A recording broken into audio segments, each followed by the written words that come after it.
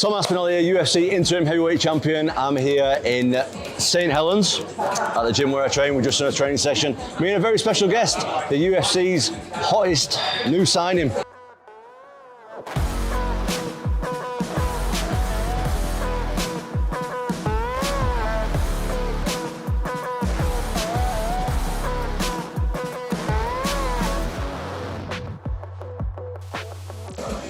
Michael Venom Page. How's it going, bro? Very good, man. We're just in the session there. How are you feeling? I feel great. I love to kind of work with new bodies, and obviously the level that you're at. It's just great for me to work and see and be inspired more, and then just take it to my next fight. Thank you, mate. I mean, as me and you know each other now at this point, but we've never actually trained together. That's the first time. And I wanted to ask you a couple of questions, like on your style and stuff, because I feel like me and you have quite similar styles. Not the same, but pretty similar. We've got the in and out style a little bit, and you do it a little bit more than I do. And the timing on the knees that you throw is fucking unreal, especially when you got the cyborg with the, if you've not seen that, go and check that out, where it crushes the guy's forehead. It's absolutely insane. But how do you time the knees so well on the back foot is what I want to know. It's very weird, because before getting into the mixed martial arts, the style that I did, we didn't throw knees.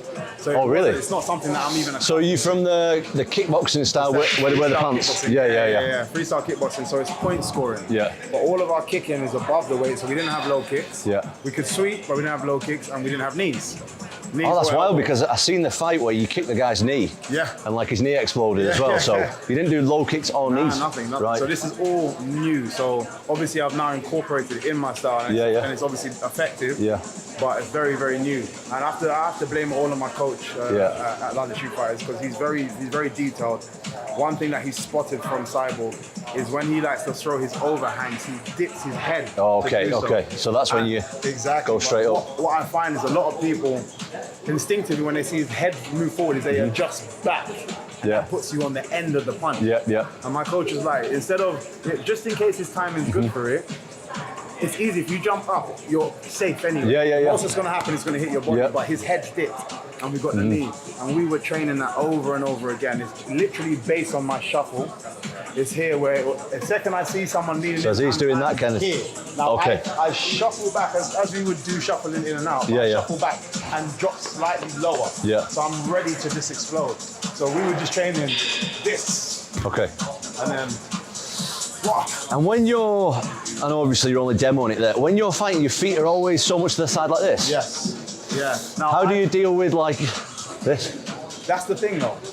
I find while I'm side on, everything else is far away. So it makes that more obvious. Okay. So I don't try to check. I don't try to, you're just getting out of the way. Yeah, if I can see it enough to move my foot and check it, then I can just move. So exactly what you just did. I'm too far, you throw that kick, and this is what I do. And then I'm back in. So my adjustment is there, back. I do my hip moves, the kick goes fast, I want to keep my balance, I'm back into my punches straight away. But when I'm here, I find for my opponents, they feel like they have more options. Yeah, of course. Here, I with the square hips. That's far, so I might as well kick your leg first. Yeah. And everyone goes for my leg. Yeah, of course. Yeah, of course. So I mean, that's clever, man. That's really. Yeah, just I never thought about it like that before, actually, because I force you on to focusing on one aspect. Yeah, I got it. Wow, I got to work on some of that. Because the way I stand it, I try and get it in between. Yeah. Like, because you don't want to be stuck, because then you will get kicked. Of course. So I try and get it like in between this. Yeah. You know, but obviously we've got the big fight coming up. Yeah. Kevin Holland, veteran of the game, of course. Do you feel any different going into a UFC fight, or do you just feel the same? I feel the same. Yeah, me too, man. I don't like to make big occasions in my head, because it's the same thing. We're doing the same thing, whether it be here we have to fight, here we have to fight, outside we have to fight, that cage, this cage, it's the same. Yeah. And if I keep it that way in my head, no matter how, because I always find unintentionally people like to put weight on your shoulders. Yeah. And they're like, oh man, it's your first time doing this, and it's this, and if you get this knockout, it means this. I'm like, yeah, cool, it's good, but I'm just going there enjoying myself. You know, I feel like this is going to sound really like condescending, by the way, for people who are watching, but I feel like that kind of mentality is for it's like a low-level mentality, and that's what I thought like coming into the UFC. Like I came from Cage Warriors, man. So Cage Warriors, even though it's a really good show, it's a local show, whereas you've been fighting on world-level shows.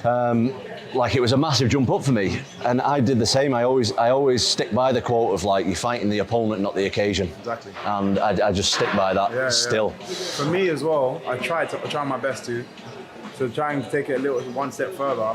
I don't even see myself as fighting the opponent in the same way. I am. Yeah. But I'm like, if I'm my best me, so I'm always trying to outdo myself, if I'm my best me, in my head, nobody beats me. Yeah.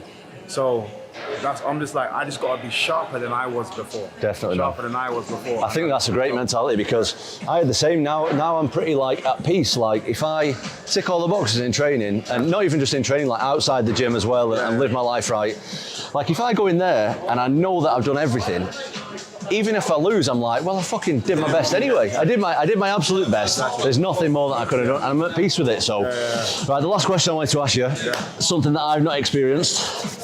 Bare knuckle, mate. Bare knuckle. I still don't know if I like it or not, but still, I think before I retire, I think, would I like to do it? I don't know. I still don't know. What's it like? For me, I like challenging myself, something new all the time. It's a very different sensation. Yeah. You see by how people respond that they don't expect it to feel like that. Yeah. And like getting hit, even if you get grazed, it's effective. Is it? Whereas you can take some jabs sometimes, even like a graze on a kick off a shoulder. It's not the same. Okay. Everything is damaging. Everything is effective. So you have to try and be your perfect self. Yeah. And it's weird. As much as obviously the decision didn't go my way, I thought I did good, but the decision didn't go my way. I enjoyed it. Yeah. Weirdly enough, but I feel like you have to know that it's a fight.